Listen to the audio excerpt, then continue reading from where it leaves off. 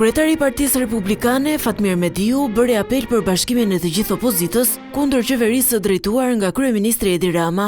Në ceremoninë e organizuar për 35 vjetorin e Partisë Republikane, Mediu theksoi se të gjitha forcat politike që e shohin veten në opozit duhet të krijojnë një front kundër korrupsionit, duke punuar së bashku për rikthimin e demokracisë. Kemi një keqje shumë të madhe përballë. Prandaj çdo zë kundër kësaj qeverie është i vlefshëm dhe bashkimi i domosdoshëm. Sot detyra jonë është e qartë të rikthejmë vlerat e NATO-s dhe të Europës në një vend që po shkelen çdo ditë nga kartelet e drogës dhe të krimit që sundojnë qeverinë, nga njëri i cili nuk pyet për asnjë gjë, për asnjë interes, Edi Rama. Mediu theksoi se 35 vite pas krijimit, Partia Republikane sërish mbështetet mbi 3 shtylla: familja, prona e shteti i së drejtës, pasi beson se këto janë themelet mbi të cilat duhet ndërtuar e ardhmja e shqiptarëve. Liria ekonomike për të vënë lëvizje aftësitë tona.